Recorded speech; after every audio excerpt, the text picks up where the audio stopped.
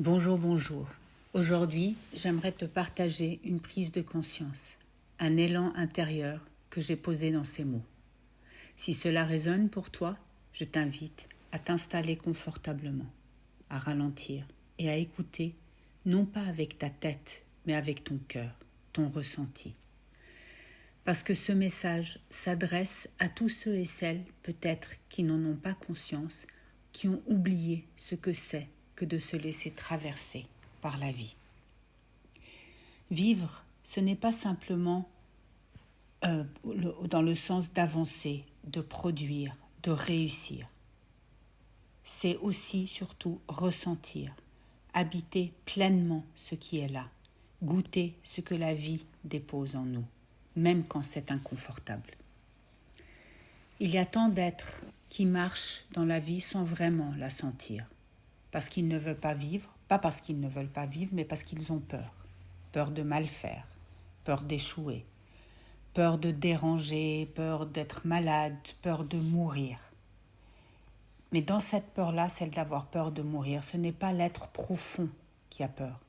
Cela vient d'une identification au personnage, au reflet qu'on voit dans le miroir. On croit être ce personnage, ce moi, façonné par les blessures, les attentes, les expériences, celui qu'on voit dans ce miroir, celui qu'on essaye de préserver à tout prix. Et qu'est-ce qui se passe si on lâche ce personnage ?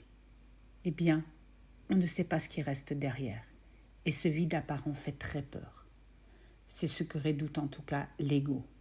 Il a peur de mourir à l'histoire, de ne plus pouvoir dire « je suis ceci ou cela », de ne plus pouvoir dire « je suis comme ça parce que j'ai vécu ceci ou cela ». Alors on contrôle, on retient, on ajuste. Et à force de vouloir éviter ce qui dérange, on finit par absolument ne plus ressentir et aussi de ne plus vivre vraiment. Puis il y a une autre catégorie de gens, ceux qui croient avoir tout compris, entre guillemets, ceux qui se disent en chemin, ceux qui ont lu, médité, traversé, et qui parfois, sans le voir, portent un autre masque, celui du personnage dit spirituel. Un personnage en apparence toujours calme, toujours aligné, toujours lumineux, mais qui lui aussi évite d'être traversé. Il évite l'intensité, l'imprévu, l'humain. Et ce qui est intéressant là, c'est que l'énergie ne ment pas. Donc le personnage peut raconter tout ce qu'il veut. L'énergie, la vibration, notre vibration est notre véritable soi. Et ceci ne ment pas et ne se contrôle pas.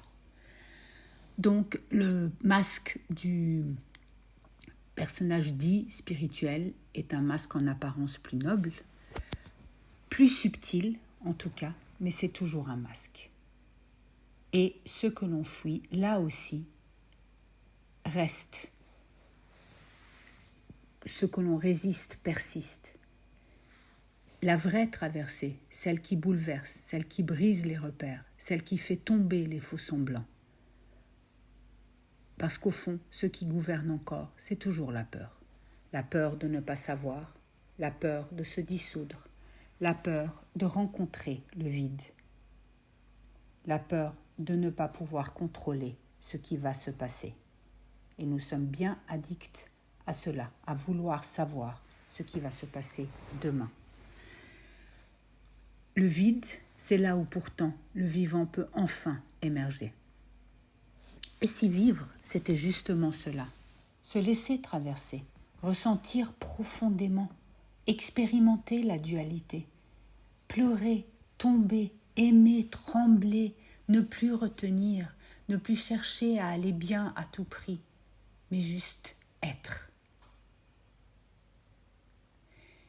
Et pour cela, il est fondamental de savoir, d'être conscient de ce qui nous guide. Parce que ce qui nous guide donne la direction de notre vie, à notre vie. Quand c'est la peur qui mène, même subtilement, alors on agit en réaction. On se protège, on se contracte et on vit à moitié. Et dans cet état, on devient profondément influençable parce que toute notre attention est tournée vers l'extérieur, ce qu'il faut faire, ce qu'il faut dire, ce qu'on attend de nous, et pendant ce temps, ce qui veut émerger en nous n'a plus d'espace pour se dire. Aujourd'hui, avec les énergies si puissantes que nous vivons, avec la lumière immense qui descend sur Terre, une lumière qui éclaire tout, et cette lumière ne fait pas que briller, elle révèle. Elle met en lumière nos ombres, nos vieux schémas, nos peurs les plus anciennes, nos illusions. Et pendant longtemps, ce qui nous guidait, c'était la raison, le mental. Mais ce mental-là est déjà manipulé. Il est imprégné de conditionnements, de blessures, de croyances. J'en ai déjà pas mal parlé.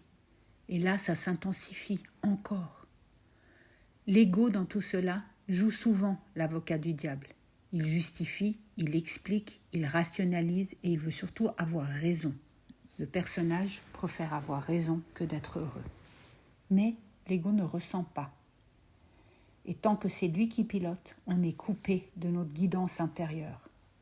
C'est pourquoi il est si important aujourd'hui de se demander avec honnêteté, avec humilité, qu'est-ce qui me fait agir?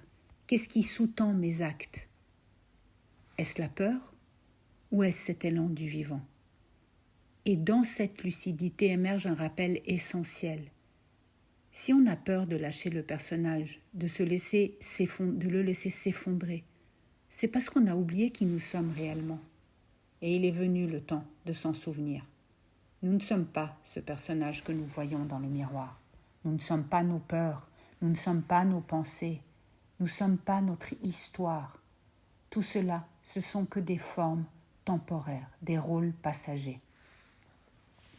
Ce que nous sommes, c'est une conscience présente, vaste, une conscience vivante qui s'expérimente ici à travers le personnage, mais qui n'est pas jamais limitée qu'à lui. Quand on lâche le masque, ce n'est pas la fin, c'est le retour à l'essentiel, le début d'une chose plus vraie, plus simple, plus libre. Aujourd'hui, on vit dans une époque où il faut toujours aller bien, toujours. On affiche des sourires, on partage nos réussites, mais rarement nos creux, nos silences, nos effondrements. Et pourtant, c'est dans ces espaces-là que le vivant se révèle. J'ai pu observer, pour ma part, que lorsque je partage ces creux, ces moments difficiles passés, à quel point ça peut déranger certaines personnes qui justement n'ont pas conscience que c'est ce que je renvoie en expérimentant, en partageant ces expériences qui les dérangent parce qu'elles sont en déni en eux. On peut tout expérimenter et on est là pour ça d'ailleurs.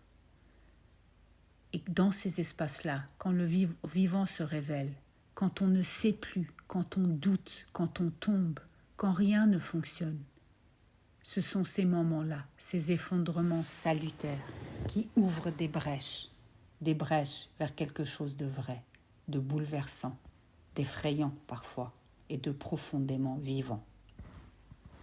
Mais pour cela, il faut s'autoriser à ne pas aller bien, à ne pas se maintenir dans la lumière à tout prix, à ne pas cacher les jours de pluie. Quand le ciel est gris, on ne souffle pas sur les nuages en espérant qu'ils passent plus vite. On attend, on accueille, on laisse passer. Et dans ce cas-là, c'est parce qu'on sait que on ne peut rien faire à ce qui est. Eh bien, il en est de même pour nous. Parfois, il faut du temps, il faut des jours, des semaines. Nous aussi, nous avons des cycles, des creux, des silences, des temps de digestion. Et à vouloir aller à tout prix, bien, tout le temps, c'est se couper du vivant. Donc je vous le partage, comme je le vous disais un peu plus haut, parce que moi aussi, en ce moment, je me laisse traverser. Ces derniers temps, la vie m'a amené à lâcher le contrôle, à déposer le masque, à écouter ce qui murmure quand je m'arrête. Et bien sûr, ce n'est pas toujours confortable. J'entends parfois des « bouge-toi, ça va te faire du bien », mais je sens que ces mots-là ne viennent pas d'un espace habité. Ils viennent d'une peur, la peur de ralentir, la peur de se rencontrer, la peur de rester sans faire. et d'un déni de ce qui est en eux, de ce qui est, rejeté en nous, en eux. Pourtant, c'est dans ces passes profondes que tout se révèle. Dans ces pauses aussi, dans ces passages, profonds et dans ces pauses que tout se révèle. Pas ce qu'on montre, mais ce qu'on ressent, ce qui respire même doucement, et ce qui souvent est en déni en nous. Alors à toi qui m'écoutes, si tu traverses un passage flou, si tu es fatigué de faire semblant, et si tu ne sais plus comment tenir, sache que tu n'es pas seul. Tu n'as rien à réparer, rien à forcer. Ce qui essaye d'émerger est là pour laisser la place à ce qui est. Tu peux simplement te laisser traverser. Quand je dis simplement, c'est que c'est inné en nous, même si parfois c'est douloureux ou plus difficile. Mais plus on lutte, plus on résiste, plus ça persiste. Donc te laisser traverser dans ta vérité, dans ta fatigue, dans ta beauté imparfaite, c'est là que tout recommence. Là où il n'y a plus d'effort pour être, entre guillemets, bien, toujours bien. Juste un retour à ce que tu es déjà, humblement, profondément, vraiment. Un élan vers ce qui est vrai, ce qui est vivant, ce qui est là et qui ne demande qu'à être ressenti, qu'à être vu, qu'à émerger. Si cette vidéo résonne pour toi, je te remercie de t'abonner, de liker ou de commenter. Je serai ravie de lire tes commentaires ou de répondre à tes questions et de partager. Parce qu'un simple geste, un élan du cœur peut parfois allumer une lumière sur le chemin de quelqu'un d'autre. Je te remercie. Prends soin de toi. Laisse-toi traverser. Tout passe. N'oublie pas que tout passe. Et que tout ce qui te traverse est là pour venir à te montrer qui tu es réellement, à te rappeler qui tu es réellement. Je te remercie pour ta présence. Je te remercie de tout cœur.